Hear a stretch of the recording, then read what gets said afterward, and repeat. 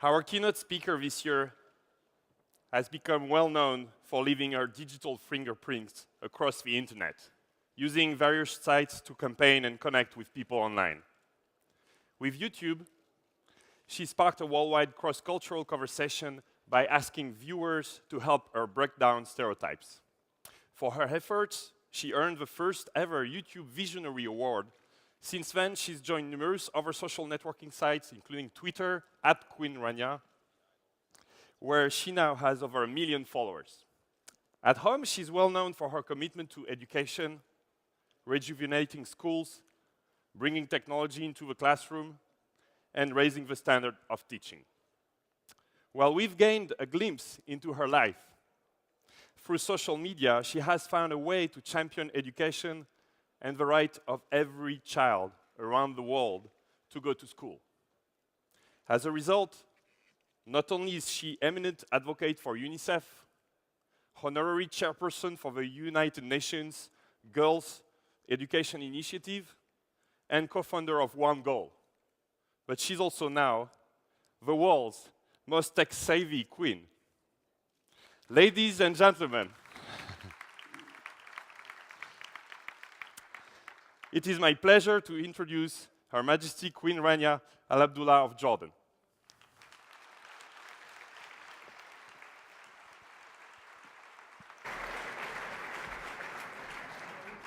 Thank you so much, Loïc.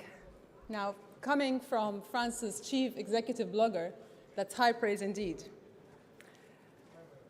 I'm happy to see so many leading tech execs and web wizards all in one place, even if the average age is closer to a college dorm room than a company boardroom. And it's okay. I don't mind that you're all looking at your iPhones and Blackberries. I knew you'd be blogging, posting, or tweeting your way through this, which is why the remainder of this speech will be in 140 character sound bites or less.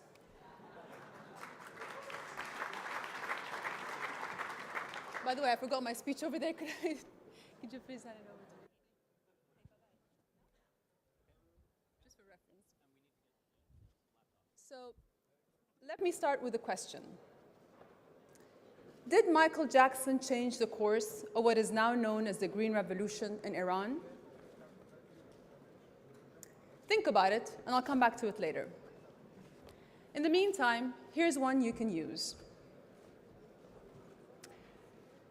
As you ping that off to the world, you embody this year's conference theme, the real-time web. As you know, this is a phase in the internet web. First, we had the static web, then we had the social web. Today, we have the world at our fingertips. Not as it was 5 days, 5 hours, or 5 minutes ago, but as it is right now. It's an exciting time that has people like Loïc making predictions about the future. One prophecy was that we'll follow inanimate objects as well as friends. Charles de Gaulle Airport will tweet that it snowed in. Major motorways like Le Périph will be tweeting that they're jammed with traffic. Personally, I can't wait to follow my fridge so I know when it's run out of chocolate. And yet, the internet also has an intensely personal side. The web is more human than ever before as we live stream the details of our existence, sending our shout-outs to the world. This is what I'm doing right now. Our thoughts, emotions, and actions increasingly live online. It will be a time when the net represents our souls, and our souls get an IP address. This is humanity in binary, the human race living in a digital space. As industry leaders, you're doing more than just documenting our web migration. You're driving it towards new horizons. Whatever your profession, developer, blogger, entrepreneur, you are part of a new field of digital anthropology, tracking and discovering the latest applications that let us represent our true selves online. In short, you're this century's digital Darwins, at the bleeding edge of our own e-revolution. Ironically, as our on and offline personas merge, I find that my virtual self can get closer to people more easily than my real self. It's one of the reasons I leapt into the digital fray with YouTube, Facebook, Flickr, and Twitter. Because, to be honest, it can be hard to connect with people when you're a queen. The position comes clouded in protocol, and people tend to succumb to a quiet deference in your presence, which can sometimes be frustrating.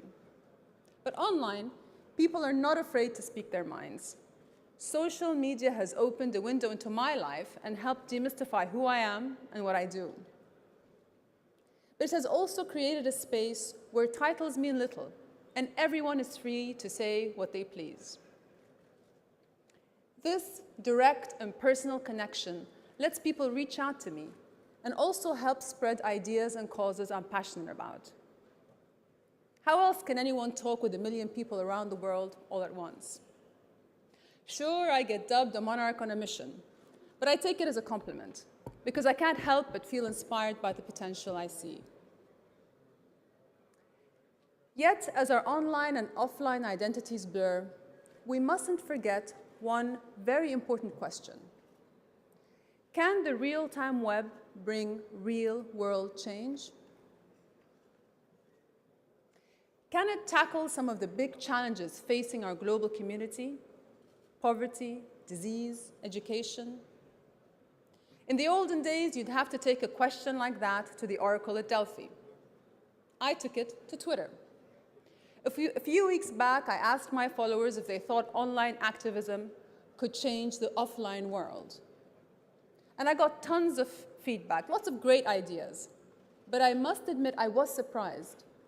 The majority did not believe digital advocacy could translate into analog action. They couldn't see retweeting or joining Facebook groups as leading to volunteering or rallying. As one follower wrote, the problem was it would prove difficult to get their butts out of their computer chairs. It seems that when people think of the real-time web, they think of their online social networks. They think of finding old friends, sharing new photos, all in an instant. They also think that virtual movements lead to virtually nothing. But what about the post-election protests in Iran last June? For weeks, they dominated traditional media. Headlines were fueled in part by the enormous online explosion. Countless retweets, videos, up to the second news from the streets of Tehran. And then Michael Jackson died. Suddenly, we were all at Twitter about the loss of a music legend, and Iran was no longer trending nor trendy. Which brings me back to my original question. Did MJ change the course of the Green Revolution? Now, of course, he did not. The situation was much more complex than that. But the question highlights an important point. In the online world, where causes come to you, you can pick and choose your favorite, no money down. The upside is exponential growth and awareness. The downside is, with little personal involvement, online activism becomes fleeting. That's why so many people don't yet believe social networks are really helping solve social problems. It's still just live streaming, not life-changing. It is about where we are, not where our world needs to go. But I think we are at a tipping point. Change can happen because real time is the new prime time. It's a source for news, a platform to collaborate, a mouthpiece to mobilize. From the Twitter sphere, I learned how one group raised money for a food bank in Canada by holding a social media auction. How an internet tax was scrapped in Mexico when it trended for 2 weeks on Twitter. How Avaz.org has clocked up 3.5 million members and over 14 million actions in 3 years, including petitions, rallies, and fundraising drives. In my part of the world, I was proud to see Jordanian company Whatwit, the Arab equivalent of Twitter, being used last January to aid victims of the war in Gaza. Directed by social media, Jordanians flocked to sort donations for women and children who had lost everything, food, clothes, homes. And one of the most extraordinary examples was when Typhoon Katsana crashed into the coast of the Philippines 3 months ago. Locals rallied volunteers and aid through Facebook, Multiply, and Plurk, using sites like Google Maps to pinpoint the worst affected areas, literally saving lives. People countered the floodwaters with a flood of their own, with information, money, and action that surged through their online social networks. Digitizing ourselves has heightened our instinct to be selfless. What we need now is to amplify our actions. One of my passions is desperately in need of this kind of action: education for all. Around the world, there are 75 million children out of school. That's 15 times the population of Paris. More than 55% of these children are girls, denied the chance to even read a book, let alone use a computer. If we could send these children to school, it would mean enormous benefits for everyone. The positive effects cascading outwards, going viral. The ultimate app. For example, with every extra year of good quality education, their income could increase by 10%. That's more families clothed and fed, fewer in poverty. If every child started receiving an education right now, we prevent 7 million cases of HIV/AIDS in the next decade. That's more lives saved, fewer children orphaned. Beyond the statistics, education promotes what we all want: peace and stability. But behind the statistics is something more important: little girls and boys. Children like Musu, who sowed devastation and atrocities during the civil war in Liberia. When I met her, she told me she couldn't go to school during the war and how she lost her hand in a rocket attack. Now she loves going to school and is proud she can write well despite her injury. She dreams now of one day becoming a doctor because, as she said, a doctor helped me with my hand. The classroom can be a chrysalis for change, yet most people don't realize the power of education. One Goal is a project that I co-founded with the Global Campaign for Education to champion that potential.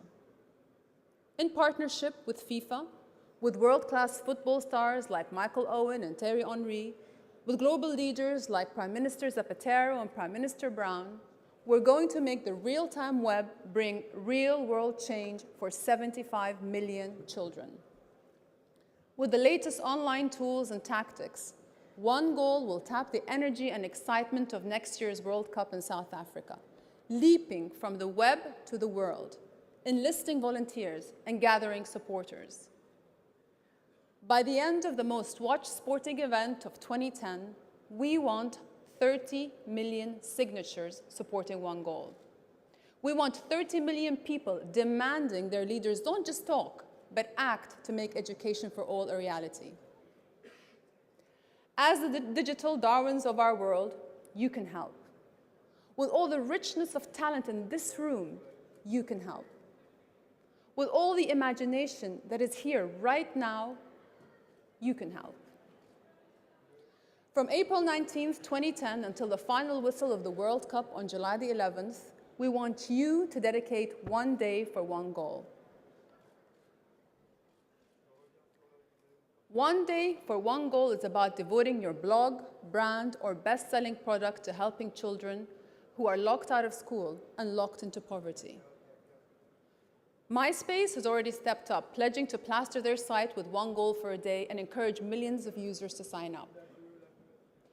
You can commit to One Goal too. Tweet or direct message me your ideas and we'll take it from there. Whatever plan you hatch, do it online and do it big. Try to reach as many people as possible so that offline, leaders have to listen, have to act.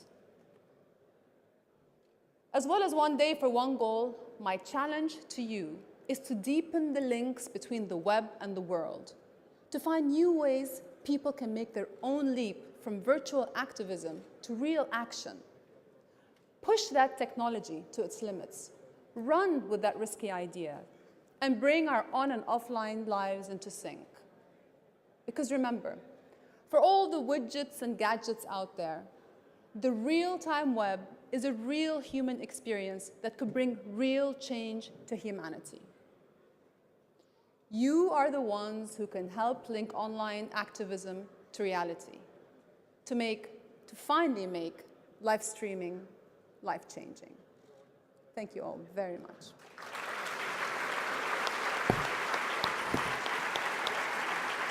And we will help. We will help, Your Majesty. Thank you very much. Yes. It's a unique opportunity, and we really commit for the web community will help. That's a fantastic platform. Thank you very much, Your Majesty.